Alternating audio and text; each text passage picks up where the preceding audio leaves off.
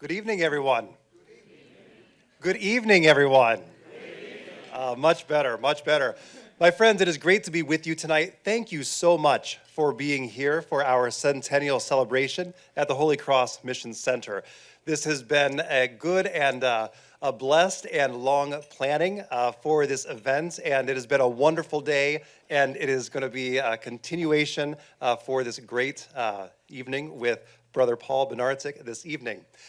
Again, I want to continue to thank you all for being here. In particular, I just want to say a couple of words of thanks. In this process, when the idea came up to have the Centennial celebration and to see what kind of form it should take, we worked with Father Austin Collins and Chuck Lamphere in the Office of Mission.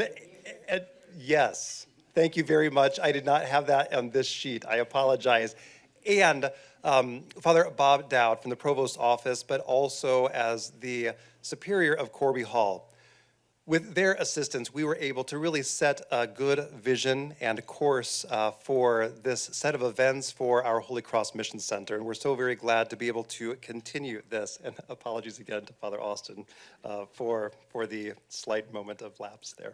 I would also like to welcome to the evening here three people that have just a particularly wonderful connection in Holy Cross, and that is Nicolette Zabuna, who is a Holy Cross Lakeview graduate and currently a Holy Cross College student. And so, Nicolette, are you? Oh, she just stepped out. Well, very sorry to hear that, but she did our reading at Mass tonight. And then Emmanuel and Shakib, if you would stand as well. They're also Lakeview graduates and current St. Edward's University students. So part of the Holy Cross family here. Great to have you with us. And we'll do a little bit more later, but also the Bengal bouts and Baraka bouts teams, the Notre Dame boxing teams, they have been such a great support for so many years of our missions in Bangladesh for Bengal bouts and in East Africa for Baraka bouts. If there are any members of the boxing teams here, if you would please stand as well. Thank you very much. Now, this is what that means. This means that she did her practice this morning because they have a Monday morning, a Monday morning practice, and the rest are still practicing. So this is great for our missions. But my friends, I also lastly just want to continue to thank our co-sponsors for this event. And it's been such an important partnership with this for the Mendoza College of Business, the Keough School of Global Affairs, the De Nicola Center for Ethics and Culture, the Center for Social Concerns, Notre Dame Campus Ministry, and the Notre Dame Department of Theology. So just a round of applause for them and all the support they have given us. And now, finally, I would like to thank Brother Paul for being with us tonight. Brother Paul Bednarczyk is our Superior General, and he came in from Rome for this. We asked him long ago if he might be able to clear his schedule, and we said pretty please.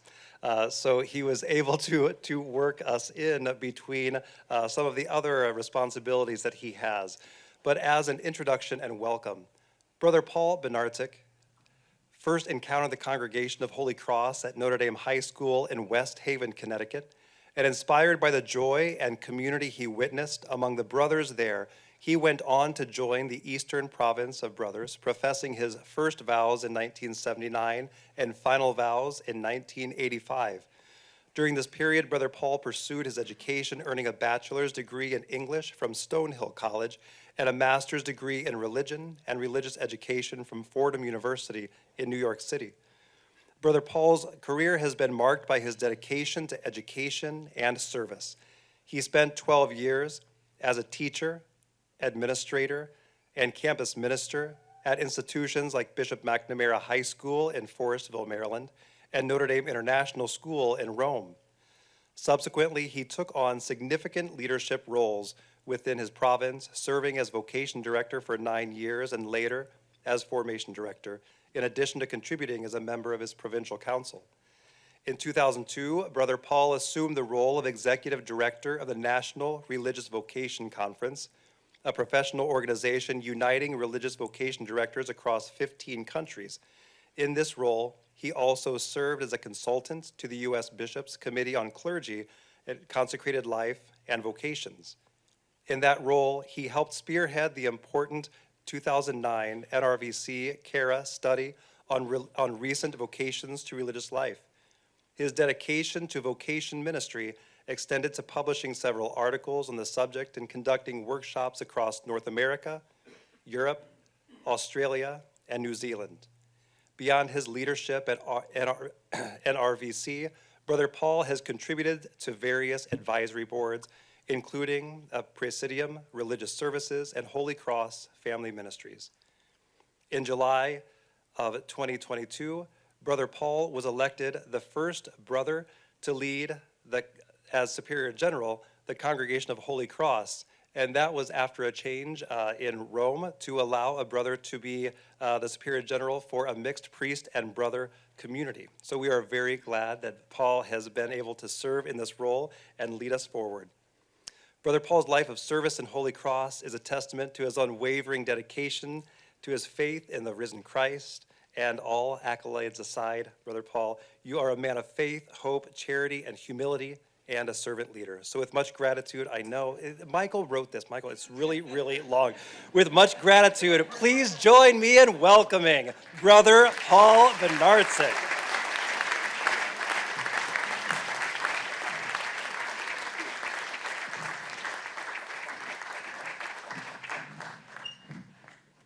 Thank you.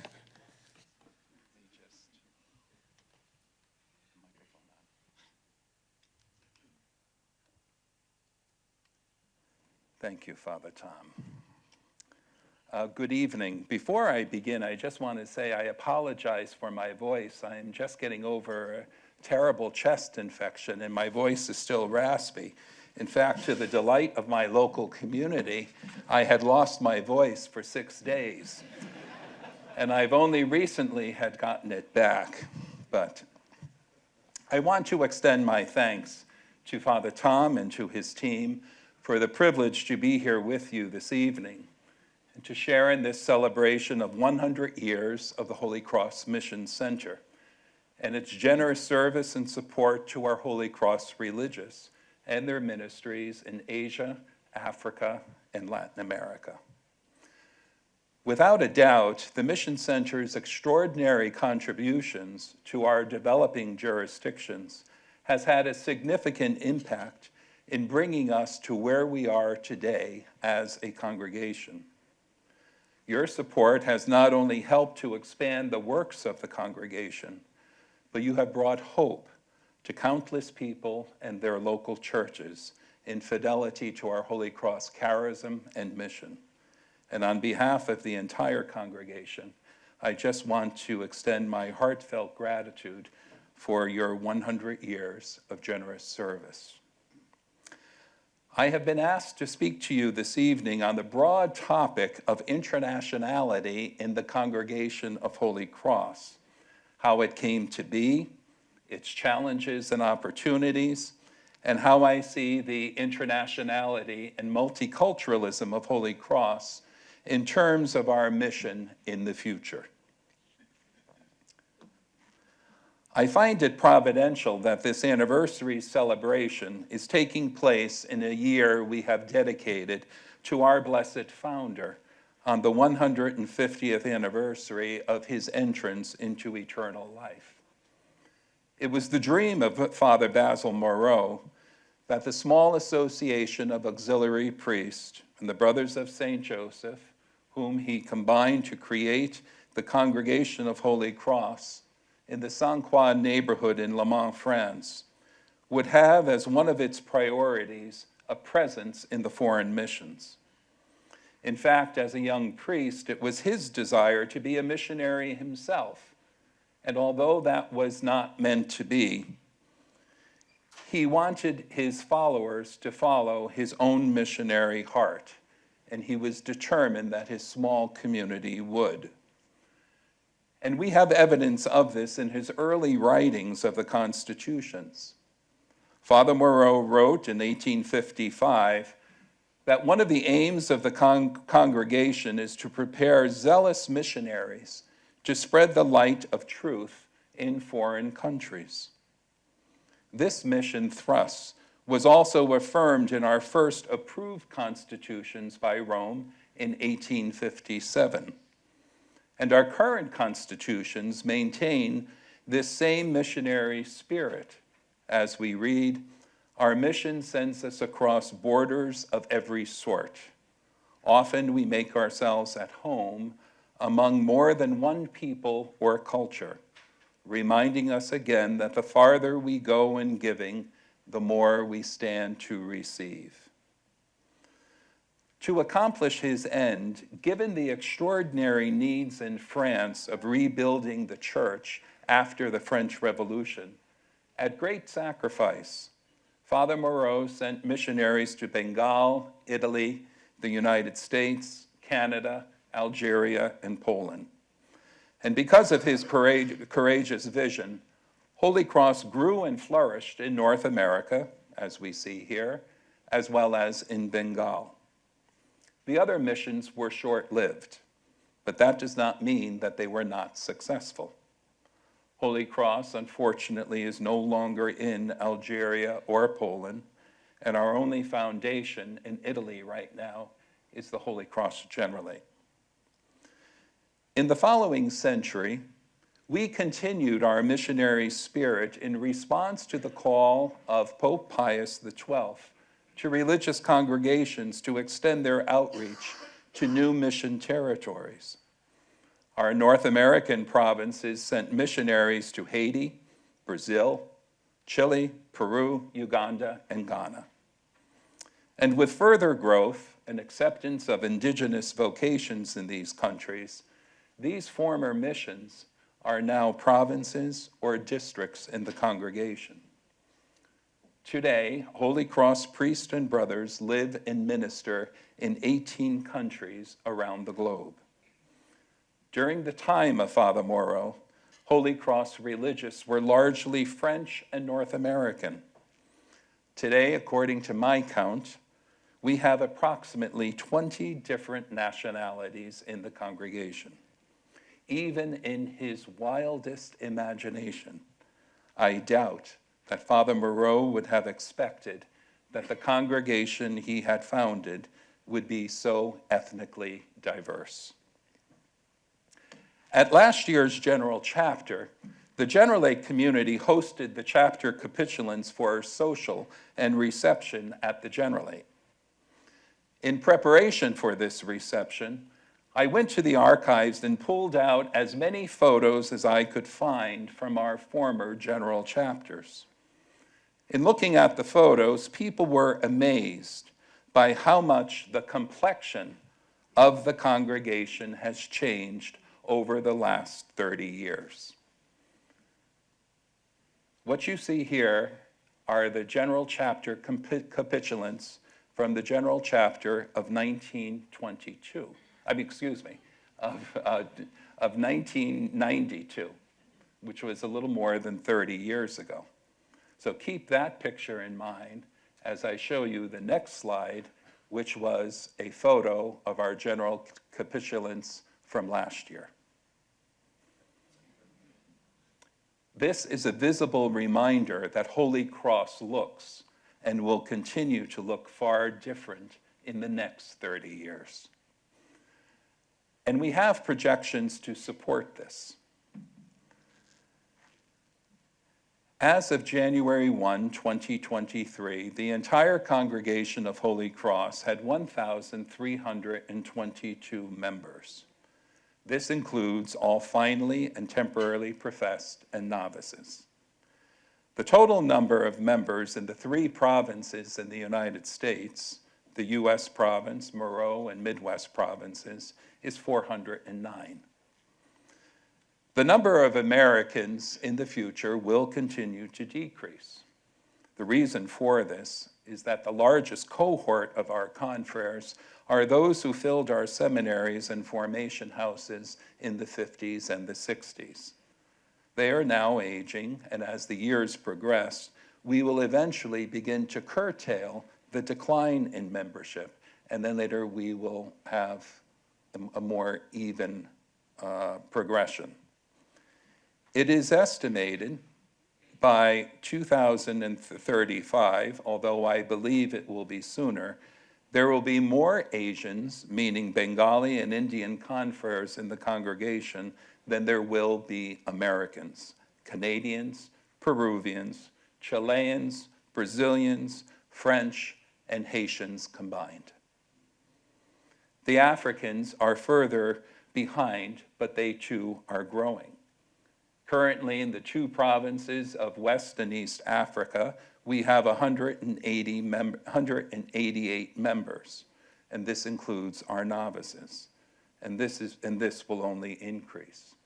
As you can see in this chart, in 2022, the United States was 40% of the congregation.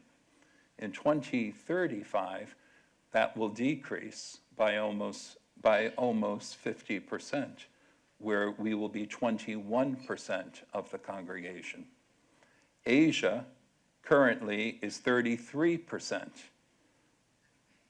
By 2035, it will almost be 50% of the congregation. We are currently seeing in the church a reverse mission.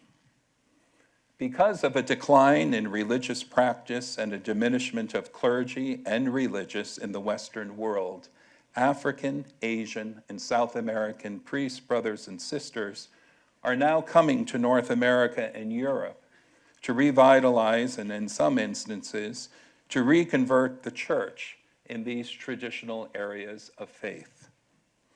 We see this phenomenon in Holy Cross as well. Currently, in English Canada, we have 6 parishes, all of which are staffed by 10 Indian confreres. At St. Joseph's Oratory in Montreal, the rector is from the United States. On staff are 3 Indian and 3 Haitian priests, 2 Bengali brothers, 1 Bengali priest, and another American priest. There are also 2 deacons in the Canadian province, one from Bangladesh and Haiti, and another seminarian from Bangladesh who will be ordained to the diaconate next year.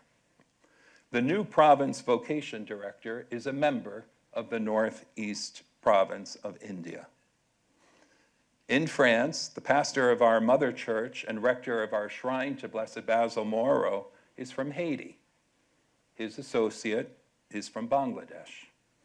The superior of our school community in Paris is Haitian, and the assistant novice master in France is from Bangladesh.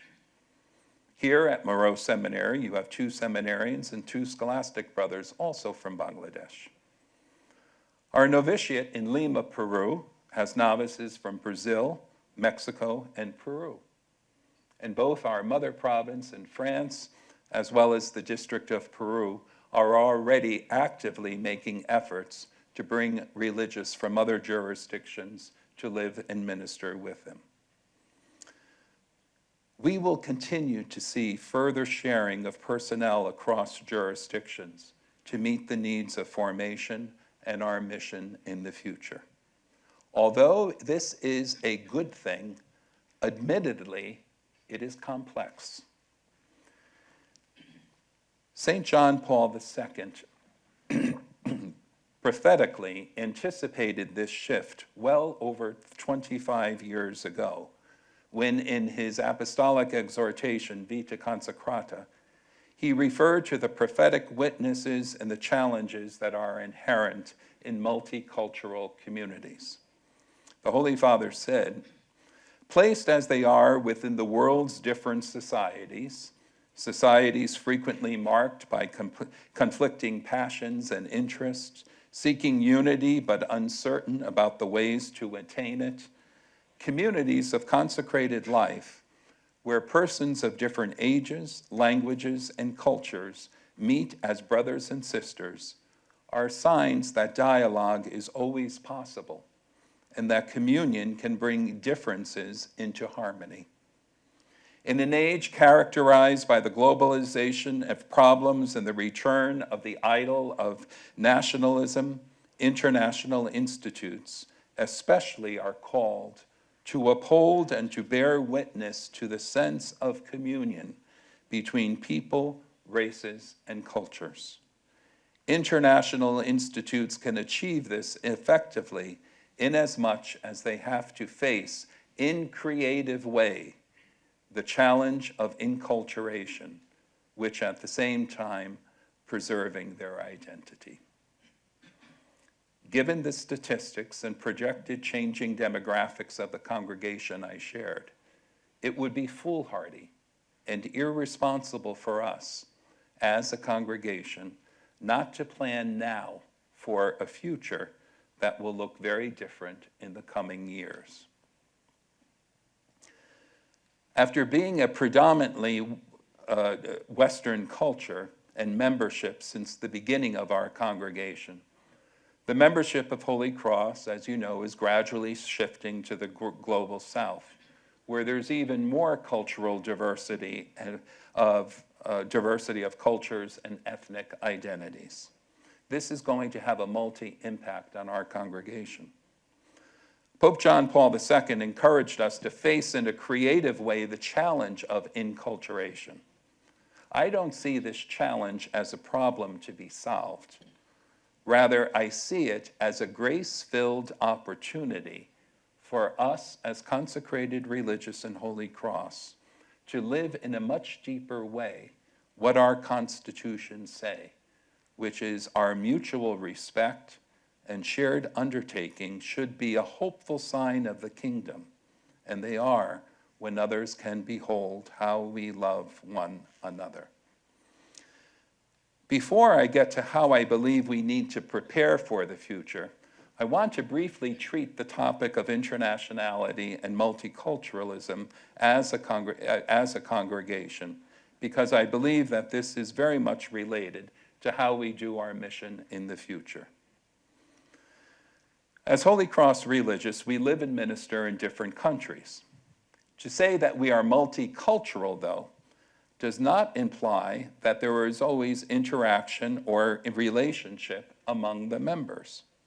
For instance, some of you may live in a multicultural neighborhood, but that doesn't mean that you know your neighbors. Although we have come a long way, and we do have interchange across jurisdictions, the challenge remains on how we transition from a multicultural congregation to an intercultural congregation, where we move beyond tolerances of differences to the acceptance of something new, when people are generally enriched by each other and their cultural perspective. We do this first by creating relationships and facilitating greater interaction among the members. Since a large majority of our people have not been outside of their own jurisdiction, this calls for what John Paul called for, some creativity. And we, as I said, we have come a long way in this area. And as a general administration, we try to continue to build on that. And we've made some purposeful strides in order to do this. All of our congregational commissions are multicultural in their membership. This summer, we offered a renewal program for midlife religious at St. Joseph's Oratory, which gathered approximately 18 priests and brothers from around the globe. In addition, our collaborative efforts to promote vocations and the mission of Holy Cross at the recent World Youth Day in Portugal brought 20 international confreres together for 1 week. In addition, our General Council made the decision that the Council of the Congregation will meet annually in a different jurisdiction in the congregation rather than always meeting in Rome. In 2025, we hope to begin to offer annually an international program for all of those who are preparing or who recently made perpetual vows in Le Mans, France. Now, I know all you guys are excited about that.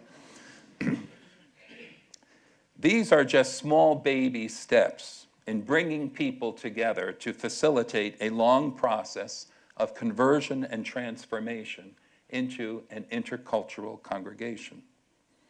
Of course, there are many of us who have had the opportunities already to visit other provinces overseas, who have ministered for short or extended periods of time outside of their home country, and who know and are acquainted with foreign confreres from foreign meetings. From my experience, I have found that our religious have a myriad of responses to these multicultural experiences. While some of our members will attempt to speak the local language of their host, taste their food, or understand their values, others will be indifferent to such things. While some avoid these situations at all costs, others are energized by those experiences. Some may tolerate them, while others manage them a little better. The relationships formed with members across jurisdictions can range from common courtesy to deeper fraternal friendships. I'm also aware that not everyone is called to live cross-culturally, but as a congregation as a whole, especially with the demographic shifts and our increasing interdependence, we do need to grapple with our new reality. So how do we do this? First and foremost, we need to focus on the fact that all of us have the same equal rights to membership, and that our relationships with one another as Holy Cross religious are based on our shared faith, brotherhood, and vowed commitment in Holy Cross. We have been called by God from diverse ethnic backgrounds to an intentional fraternity. Our relationships are centered on shared Catholic religious beliefs, our common rule of life, tradition, and mission in Holy Cross. This is different from the secular world, where relationships can range from being superficial to more business-oriented to something more pragmatic. Let me give you one illustration. At the Generalate, we have 11 religious in the community from 7 different countries, living in Italy, which is not the country of origin of any of us. Despite our differences in our perceptions of authority, senses of humor, understanding of the vows, styles of communications, and work patterns, we all intentionally try to make our community life work to our best ability, given the various gifts and limitations we share. We do this out of love for each other and love for our congregation.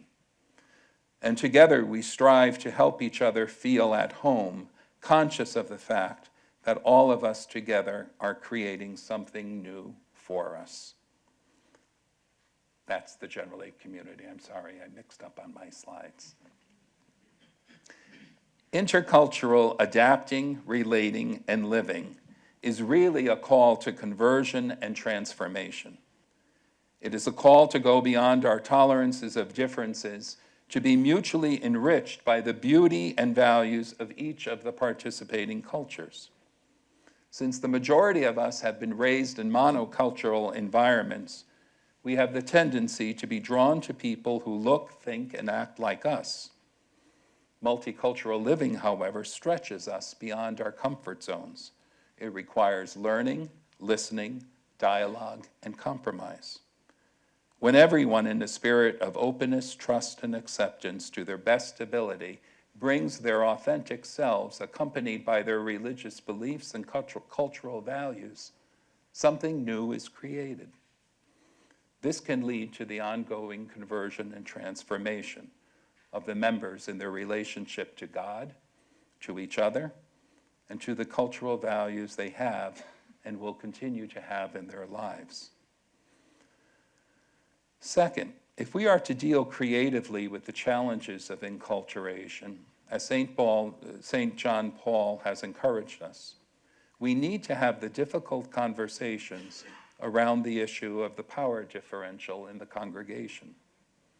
Without a doubt, the United States wields tremendous influence in the affairs of other nations, both economically and culturally. Our congregation is no different. Although we may strive to be equal partners with other jurisdictions, we cannot deny that our North American dominance in the congregation shades our relationships with other jurisdictions. Likewise, we cannot deny that all of us have some degree of cultural stereotypes within us. When people are already sensitive to being seen as the other, they are very attuned to the words and actions of people that may convey bias, disdain, or exclusion. That's just a reality that we need to be conscious of. Also, if we have confreres from other cultures living and ministering with us, we cannot expect them to think and act like us. Although there is room to adapt to a new environment, we do not leave our home culture at the doorstep when we live in another cultural setting. As much as I love Italy, the Italian people, and the Italian lifestyle, when I'm with Italians, either professionally or socially, as much as I can be one with them, I know I will never be one like them. Third, we need to prepare our younger members in formation for an eventual new reality in the congregation. I truly commend the U.S. province for providing summer cross-cultural experience to the scholastic brothers and seminarians. Traveling to another Holy Cross jurisdiction in another part of the world creates a congregational mindset and opens their eyes to a congregation that is much larger than their own province. This helps our young men develop their life skills, self-confidence, and resiliency while creating relationships among our members across borders, which will lead in the future to a greater strength and unity in our congregation. And as important as these experiences are, we also need to have cultural awareness and competency programs as part of our formation curriculum. Whether it be in shared ministry or at congregational meetings, this will help with our communication, understanding, and acceptance of each other. All 14 of our superiors general in the Congregation of Holy Cross have been either from France, Canada, or the United States. Each of them has brought to their ministry their own understanding of religious life and mission in Holy Cross, their vision for the future, and their own style of leadership that has been shaped by their own culture, theology, ecclesiology, and experience of the world, church, and religious life at the time. Given the increasing number of Holy Cross religious in the global South, eventually, Holy Cross will elect a superior general that could be from either Asia, Africa, or South America. For those of us in the Western world, admittedly, this will be an adjustment in letting go of a certain degree of authority that we in the West have wielded in the congregation for almost 200 years. Although a superior general, other than a North American or French, will be a cultural shift for us, it will provide us with an opportunity to further grapple with what it means to be a missionary congregation, as Father Moreau had envisioned it. In order to prepare for this eventuality, I believe that we need to provide leadership training for our younger religious around the world. Although leaders bring to their positions their professional expertise, ministerial experience, and hopefully good common sense, as many of you know, religious leadership, or any leadership, is quite complex today. In addition to a deeply rooted faith, love of the church, and emotional maturity, leadership in the congregation necessitates knowledge of Holy Cross and the church, operations and procedures, skills in corporate management and planning, diplomacy, social intelligence, communication, budgeting and finance, conflict resolution, and a host of other skills. While I truly believe in the grace of state, I also believe it is essential that we cooperate with God's grace and provide our members with an increased capacity to navigate the uncertainties and changing experiences in ministry community, society, and the church in the future. I have taken this on as one of my projects for the coming year, which is to explore how we can provide our younger members with this possibility of leadership training. To do so will help ensure the strength, sustainability, and vitality of our congregation in the future. Finally, we need to address the question of congregational finances. I've shared with you our projected demographics. While the growth of the congregation is in the developing world, we all know that the majority of our financial resources remain in the developed world. We're not alone in this. The majority of international religious congregations face the same question of how to sustain their mission and growing population in jurisdictions with tremendous needs but limited financial resources. I believe that we made significant headway already in the establishment of 2 endowments for our 2 African provinces. We also provide training for directors of development and mission enhancement in Asia and Africa. But this question is only going to become more pressing in the future. I've already spoken to our General Steward, Father Jack Ryan, to begin to have some preliminary discussion with our Congregational Finance Commission on how we can address this issue fairly with sensitivity to all parties with an awareness of our shared brotherhood in Holy Cross. We are living in extraordinary times. Pope Francis said that we are not just in an era of change, but a change of eras. Immediate mass communication, facilitated by global travel, and advanced technologies, especially in artificial intelligence, have dramatically changed our lives.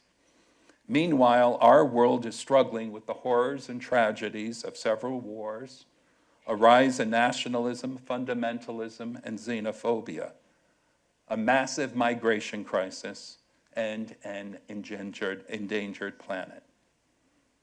These global happenings challenge not only governments and societies around the world, but Holy Cross around the world as well.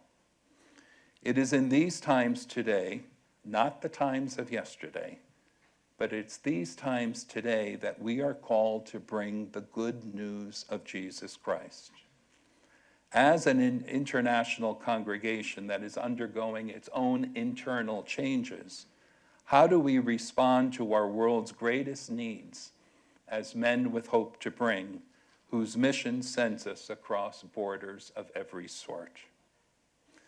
First of all, mission is at the heart of our lives as Holy Cross religious. It was the mission that called Holy Cross into existence. That mission is the mission of the church, which is the same mission that Jesus entrusted to his disciples. It is about announcing the gospel of the kingdom, especially to the poor, to the peacemakers, to those who suffer, and to those who work for justice. It is also about the mission that God entrusted to all of humanity, to love one another, to care for creation, to build a sense of unity and solidarity among our brothers and sisters. Through the abundant grace of the Holy Spirit and with the acceptance of that grace by our founder, we have been gifted with the charism to carry on this mission by being educators in the faith and by being men of hope who believe that new life and resurrection can only be found in the redemptive suffering of the cross. As a congregation, we have also proclaimed our preferential option for the poor. Everything we do, either today or in the future, must keep the mission of the church and the mission of Holy Cross at its core. If we truly center ourselves on God and the mission, I believe that we will discover ways in which we can create new ministries and refashion our current work in order to respond to the pressing global needs of peace, justice, and the preservation of life. But mission is much more than our apostolic works. Given the world in which we live, our mission today needs to encompass the various dimensions of our consecrated lives, our vows, our prayer, and our community life. In other words, we live the mission by leading authentic lives in fidelity to the gospel and our constitutions, choosing to be celibate, poor, and obedient, and striving to be faithful to that commitment in a culture and society that promotes sex, money, and power as the answer to life's fulfillment, calls into question the validity of our secular values. If peace, fulfillment, contentment, and joy can be found in a life that is the antithesis of our worldly standards, we offer people a sign of hope that there is something deeper in this precious gift of life that is beyond our material world. Likewise, where race, nationalism, tribalism, caste, politics, and religions divide and polarize us into groups of us versus them, we choose to live in community with men of different ages, temperaments, and nationalities. We choose to pool our resources so as to live from the common purse, emphasizing our sole reliance upon God and one another. None of this would make sense without God. To live our vows with integrity and to live our community life well, and the witness that it provides to those with whom and to whom we minister, has become part of our mission as religious of Holy Cross. Let us not underestimate the power of that witness and the hope that it engenders in others. The experience of God in our lives and in the lives of others is the only force capable of encouraging that hope. All of this is part of the prophetic dimension of the consecrated life, which also includes for us in Holy Cross mission. Just to help our common understanding of what prophetic means, I would like to share a quote from Pope Francis from his apostolic letter to all consecrated people on the occasion of the year of consecrated life. The Holy Father wrote the following: "Prophets receive from God the ability to scrutinize the times in which they live and to interpret events. They are like the sentinels that keep watch in the night and sense the coming of the dawn. Prophets know God and the men and women who are their brothers and sisters. They are able to discern and denounce the evil of sin and injustice because they are beholden to no one but God, and they have no other interest other than God. Prophets tend to be on the side of the poor and powerless, for they know that God himself is on their side." If you have ever wondered what it means to be prophetic in our life and mission, Pope Francis has just given us the recipe in these few sentences. 1, know God. 2, cultivate interior freedom. 3, read the signs of the times through the eyes of the Gospels. 4, live in close contact with the poor, the powerless, oppressed, and marginalized. And finally, 5, invite all people to bring their gifts to help bring about the reign of God. This, I believe, is what our constitutions mean when it says we must have the competence to see and the courage to act. In light of our changing demographics, our limited personnel, and the pressing needs of the world, I think the Holy Father has given us useful criteria for evaluating our mission and for rethinking where we ought to bring that mission in the future. To determine where and how Holy Cross should be in ministry is not an easy discernment. If we are to be prophetic, the question is not about guaranteeing the future of a parish, school, or some other institution or its development. It is about knowing our identity and role as Holy Cross religious and having the courage, freedom, and wisdom to place our men in ministry that maximizes our prophetic witness and charism, which may be in a traditional apostolate or something new. Oh, I did it again. Went ahead.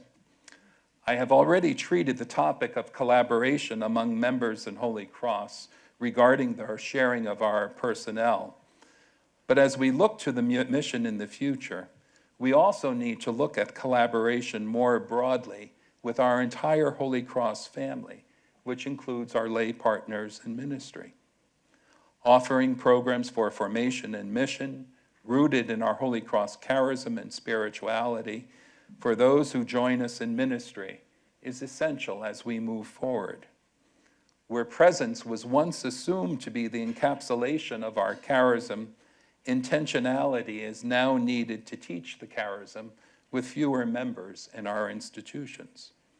My experience has been that when our colleagues in ministry are introduced to such formation, they quickly buy into it as it provides them with a higher meaning to their service, and it keeps them connected to something greater than themselves or their institution.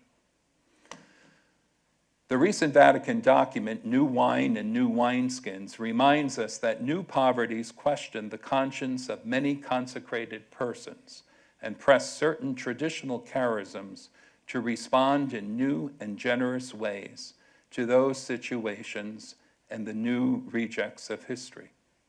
Out of this reality, new forms of presence and ministries in many existential peripheries have blossomed. A new form of presence that has emerged in recent years is also collaboration with our religious congregations for the sake of mission, with other religious congregations for the sake of missions. Again, this is a creative way of what Pope John Paul II requested. I'd like to give you two examples of such presence where there is intercongregational collaboration. In order to respond to the huge influx of North American migrants in Sicily, Cardinal Francesco Montenegro, he's the former Archbishop of Agrigento in Sicily, invited the International Union of Superiors General to send sisters to minister to the multitude of people arriving from North Africa on the Sicilian shores. He didn't want another project. In his words, he said, "I want sisters to walk the streets, get close to the people, be present among the local people and the migrants, sisters who will be able to build a bridge of understanding, enabling each group to cross over to the other." Being present and being open to the other, who comes as a stranger, is a truly prophetic act, given the tension surrounding the migrant issue in Italy today. The sisters generously responded with an international contingent of sisters from various countries. The local people now call them le suore del mondo, the sisters of the world. Can Holy Cross dare to do something similar? In 2008, the Sudanese Bishops' Conference requested assistance in developing their country, especially in the area of education. The two unions of superiors general responded enthusiastically to this and set up a teacher training college with a group of women and men religious. Currently, there are 19 members, both religious and lay, participating in this program. They come, men and women religious, come from 13 different countries and 14 religious congregations. In addition to the college, the group runs a health training institute, a sustainable farm with an outreach program, and pastoral service. The international group has become a beacon of hope, showing that it is possible for people of diverse backgrounds and traditions to come together for mission. This is the prophetic witness and dimension of religious life. Can Holy Cross dare to do something similar? We are trying.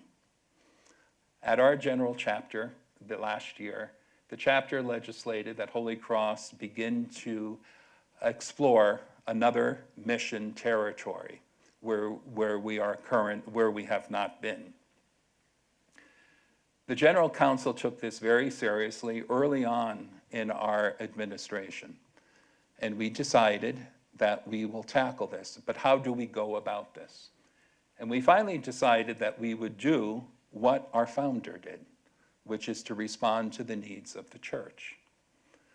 We went to Italy as well as Bengal at the request of Pope Pius, as a result of Pius IX. And of course, we responded to the needs of local bishops. I had met with Cardinal Tagle, the pro-prefect of the Dicastery of Evangelization. And I had asked him the question, where is the greatest need for religious today? We had a robust conversation about the various needs around the world. He wanted to consult his associates. And 2 months later, we were called back to the dicastery, and we said, and they were told us, we would like you to go to Papua New Guinea.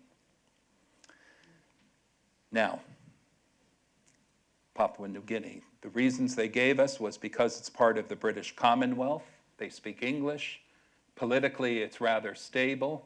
There's large international religious congregations there, and the needs, of course, are very great. This is a part of the world where we have never been before. So we decided, how do we go about this? And so we had a Zoom call with the nuncio, a very forthright, frank conversation. And I finally asked the nuncio, where do we begin? Can you give us some dioceses to begin with? And he suggested that we go to the Diocese of Bougainville. Bougainville is part of Papua New Guinea, but it is an autonomous region. There was a civil war there 20 years ago over the copper and gold mining, it's very rich in natural resources, which was all going to Papua New Guinea, but nothing being left for the people of Bougainville. As a result of that civil war, the peace agreement was decided it would become an autonomous region with its own president and its own parliament. There's peace there, 70% Catholic, and it's relatively safe. It was providential that the bishops of Papua New Guinea were meeting with the Holy Father for their ad limina in May. And we had invited the Bishop of Bougainville to visit us at the Generalate and to meet with the council. The bishop is a religious, a missionary of the Holy Family. He himself is a native of Poland, so we immediately hit it off. But he was very gracious. He was like one of us. He fit in, he has a wonderful sense of humor, very welcoming and very hospitable. After we had spoken to him, he said, you must come to visit. The General Council decided to put together a team with other people other than the counselors. So we had a brother from Bangladesh. Father Tom couldn't make that trip. He was also part of that team.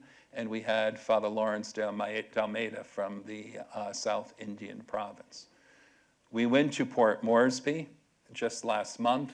We met with the nuncio and his secretary, again, spoke about the culture, the challenges, as well as the opportunities. Bishop Kawuja is willing to give us 2 parishes in Bougainville. Each of those parishes have a school. The council only had 2 conditions: that we send priests and brothers together, because this is one of our restructuring goals, priests and brothers together, and that it should be an international community. It's not going to be just all Indians or all Bengalis. We wanted an international community. Both the nuncio and the bishop were very enthusiastic about that because of the tribalism that is in the country, and that gives that prophetic witness.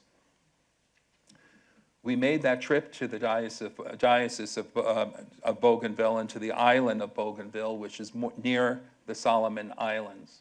We also met with the former president, Dr. John Mormis, president of Bougainville, he and his wife. He himself is a devout Catholic and was one of the authors of the Constitution from Papua New Guinea. and he had based it on Catholic social teaching from the Vatican II documents. It's a stretch.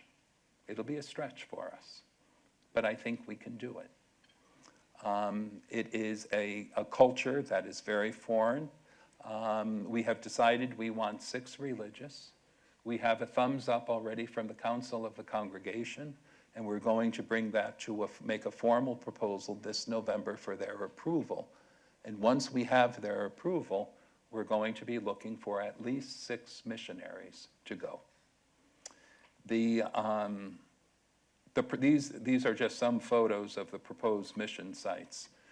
2 parishes, Christ the King Parish and Sacred Heart Parish, both have schools. There are plenty of social needs as well, lay formation, clergy formation, family ministry. Bishop is willing to renovate the houses for us, and it is my hope that by next year, we would be able at this time have begun that mission. We will bring those missionaries to Rome for an orientation so they can also bond together as a community. So I would ask your prayers for the success as we continue to do this. In conclusion, I would like to end with another quote from Pope Francis, and this is from his 2023 message for World Mission Day. He wrote, "The Church must constantly keep pressing forward beyond her own confines in order to testify to all the love of Christ. In a similar fashion, I believe Holy Cross must also keep pressing forward as well, even in the midst of the many transitions, challenges, and uncertainties that we face, both in our congregation and in our world. Our mission is not ours, it is God's, and we are just his humble servants. We are only asked to be faithful to who we are, to love the Lord and his people, to trust in the guidance of divine providence, and to emulate the many men and women of Holy Cross who preceded us and who left deep prints and who also carried heavy burdens. As our constitutions say, they did not trudge, they strode, for they had the hope. May our beloved patroness, Our Lady of Holy Cross, strengthen us with her fidelity so that we may continue to press forward in faith and hope for our love of Jesus Christ and his mission. Thank you, and may God bless you, and may God bless the Holy Cross Mission Center. Thank you so much.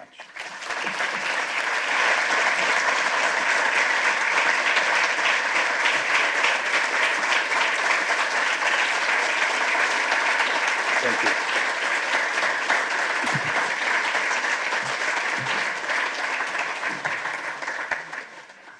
Thank you very much, Brother Paul. As mentioned at the beginning, you have half sheets on your table there, and I encourage you to write down a question. If you would, please just hold that up, and Benjamin, who is in the corner over there, or I can pick it up. While I wait for a few questions from you all, I'll take a look at our spreadsheet here with a response that was put on here. You mentioned a definition of a prophet that Pope Francis gave, Brother Paul, and I was wondering, in your own life, who are prophets from Holy Cross history that you have known or that you have been inspired by? I think if you just look, just look at our servants of God. All of them have been very prophetic. When you look at Archbishop Macaulay, Brother Flavian, Archbishop Ganguly, Brother Columba, these were just ordinary men who lived close to the poor, who responded to the needs of people who were afflicted or were in need. They were men of God. They spent time with God. And that gave them the insight and the zeal to really do extraordinary work and ministries that we celebrate today. You know, and we also have many other unsung heroes within the congregation as well, who probably will never be raised to the altar of saints, but who have continued that tradition. Did you grab any, Benjamin? Oh.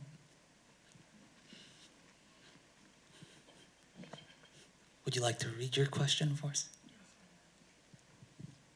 First of all, I'd like to say thank you to all the presenters and all the people and the congregation of Holy Cross. I've been privileged to live here and work with the priests in the parish and everything, and it's truly a great mission. But not a religious. I'm a married man.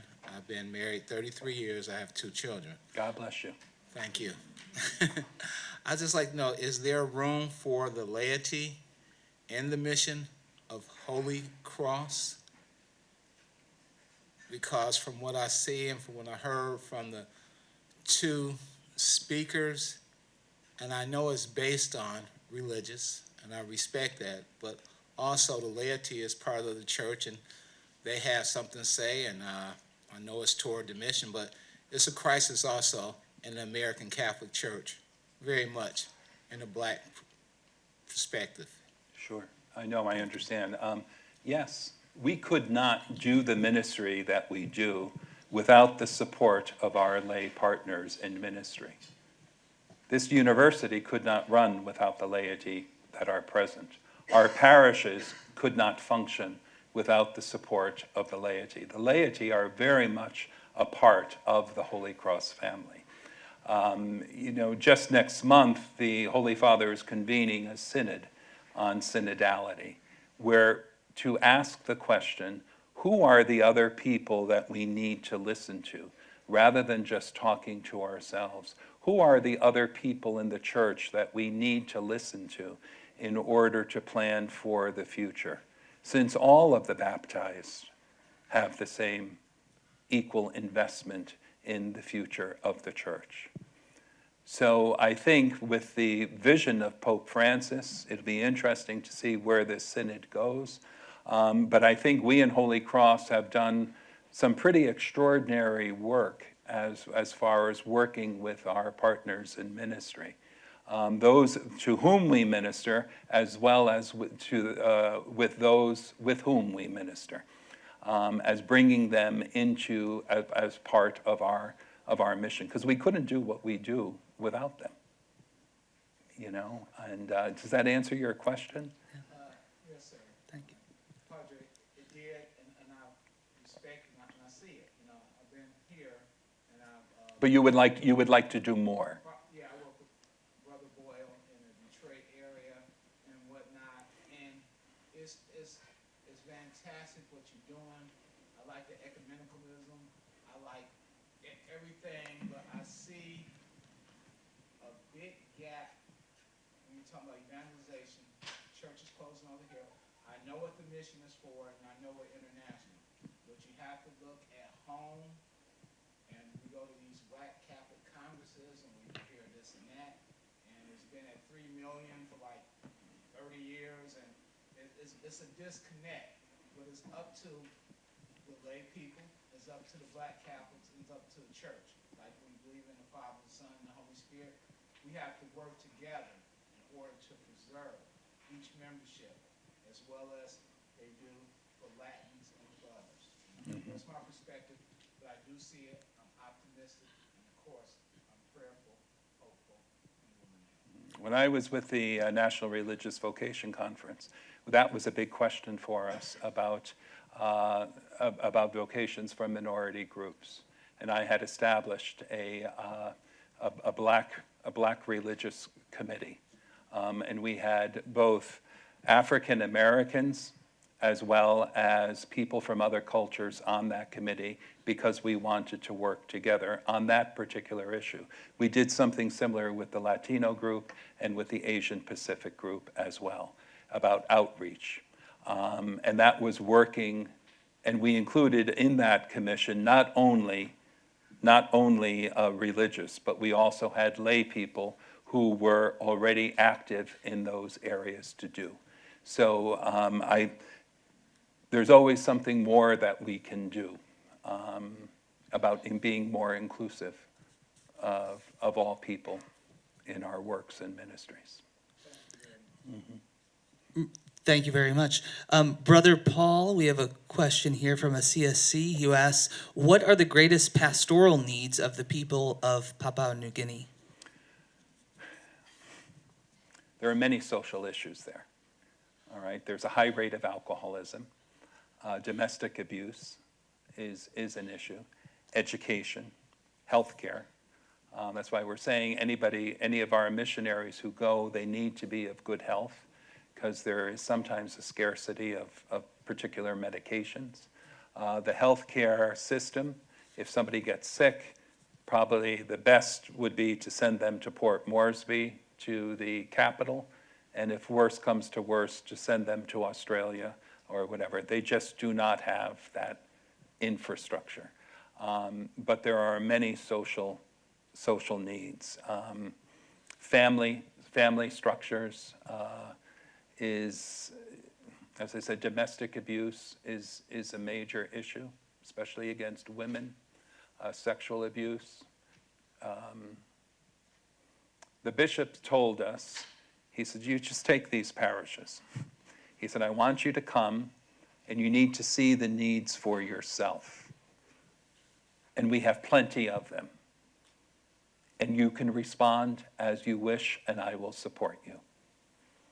Okay, so we're looking for people with specific skills and with talents who can really move this mission along.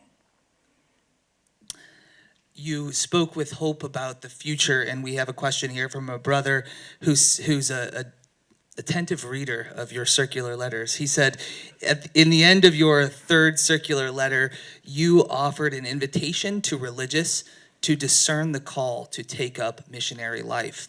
How, as a young religious, can we do this best, and what are good resources that you might point them towards? I think, first of all, a missionary vocation, you need to have the experience first. I was Vocation Director, and sometimes people would come to me and they say, well, I want to be a brother, I want to be a priest. And I say, why do you want to? Because I want to work with the poor. I said, well, tell me, what have you done with the poor? Well, I haven't done anything, And I said, well, what do you mean? But you want to work with it? Well, you have to have an experience of the poor. If you work with the homeless, sometimes they're not always polite. And sometimes they don't always smell nice. Can you do that? Before you become a religious, why don't you work with the homeless or do something directly with the poor to see if you like that before we do this? I think the same for a young religious who is thinking of a missionary vocation. That there's got to be some experience of that. And as I mentioned, the U.S. province is providing for those experiences. And that opens any international travel like that or experience opens our world to see things differently. And while you're there, to say, could I foresee myself doing this on a long-term basis?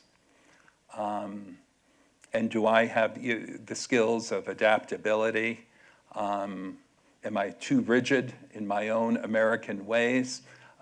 Can I be present? Can I love the people here? Those are, I think, key questions. And again, I think that also needs to be discerned carefully with a superior as well as with a spiritual director as well. Because that must be of God. And we need to discern, is that call from God? Or is that your own need? I'm glad to hear that question from one of our younger brothers here. We have another question. I think this might even be a proposal. Would you consider one of your 6 religious to a school nurse with medical and mental health background, or maybe having a 7th person who is going with you to Papua New Guinea? I think that's the question. What? Could you repeat that? Would you consider one of your 6 religious to be a school nurse with medical and mental health backgrounds. Of course. As I said, there are needs for, I'm saying 6 religious, you know. Others are saying we need 8. I'm saying, well, don't push it. Let's just get 6, 3 in 2 communities. I'm hoping people are going to respond generously to this. And the provincials were very enthusiastic when we made this proposal to them in April about whether or not we should continue to pursue our exploration, and it was unanimous. So I'm hoping that they will provide, but I would be certainly open to anything like that. By all means, by all means. Wonderful. Brother Paul Bednarczyk, ladies and gentlemen, thank you very much, Brother Okay. Paul. Thank you.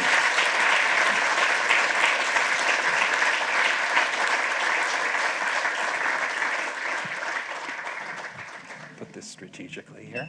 Okay.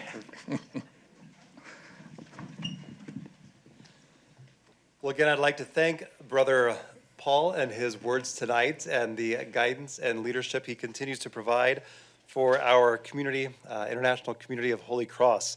And I just want to make sure that the night does not end without giving a great and accurate thanks to the Office of Mission Engagement and Church Affairs, Father Austin Collins and Chuck Lamphere. I'm so very grateful. Please tell him I said that. Just a few more words of kind of thanks and some introduction as well. One of the things that we have been able to do in the Holy Cross Mission Center is identify just great strategic partners, and I thanked some of those who have been great supporters and co-sponsors here.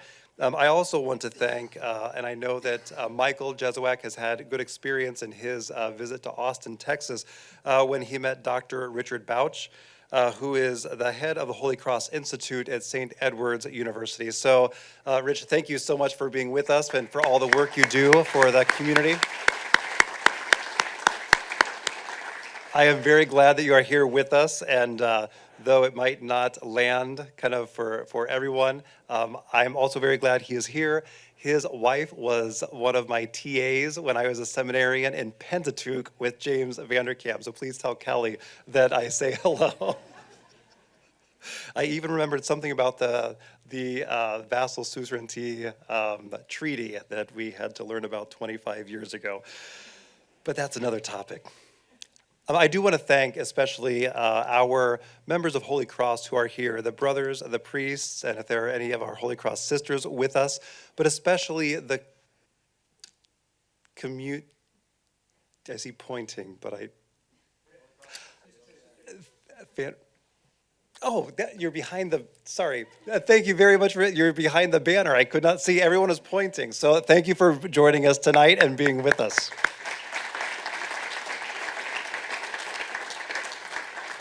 It's a very long room, I apologize for that. But especially those of the Moreau Seminary community and the Corby communities who continue to help us host all of our international guests.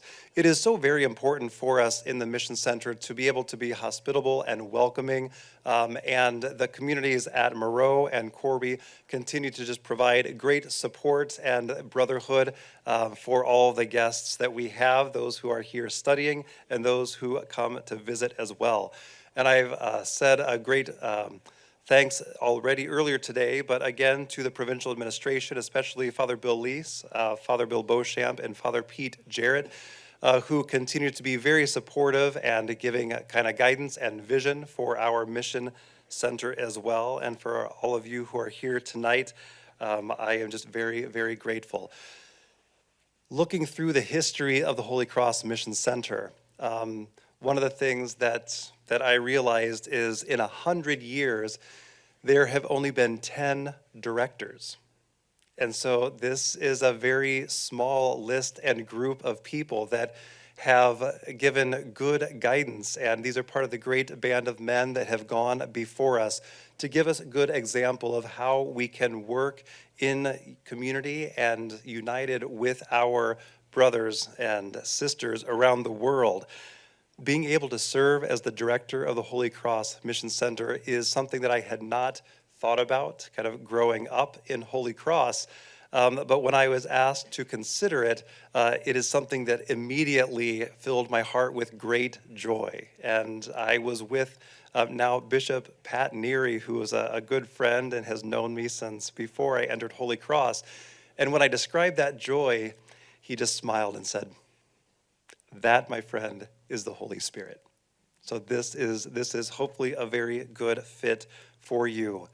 The work in the Mission Center is so very joyful and can also be, as Brother Paul was also alluding to, very complex as well. All of the places that we work with in the world for the Mission Center, they have come at different moments in history as part of the Holy Cross community. The cultures are different. The styles of leadership at times are different. The personalities of individuals are different. And so we always work the best that we can to make sure that we are serving the needs that are voiced in the priorities and programs and projects that are given or brought into conversation. And so it is joyful and complex. One of the things that we are certain of is we could not do what we do in the Mission Center without the prayers of all of you here and the prayers of our supporters throughout the world. We are also very, very grateful to all the benefactors and partners that work with us, that help us to understand that those things that we are able to help with throughout the world, things that the Mission Center we do not do alone. We do with the great support and the joyful support of so many benefactors. And so we are very grateful for that as well. I will not go on and on and on, but just again to say thank you. Thank you to so many people who have made things possible for us, not only in our day-to-day work of the Mission Center, but also for this Centennial celebration. And I would, in a special way, like to introduce and thank and recognize our Assistant Director for Community Engagement, Michael Jesuak, who has worked tirelessly in these past months.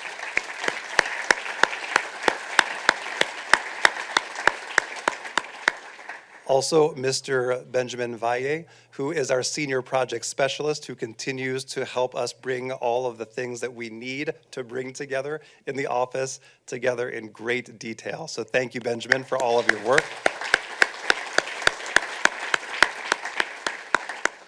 And also now with our office, I am so very grateful for Bridget Kasadowski, who I know, the last name was like, I think I got it right, who is our office coordinator. And so Bridget, I'm so very glad to have you on board. She's been with us for a month now, so we are very grateful for your presence and everything that you're doing with us and for us in the office.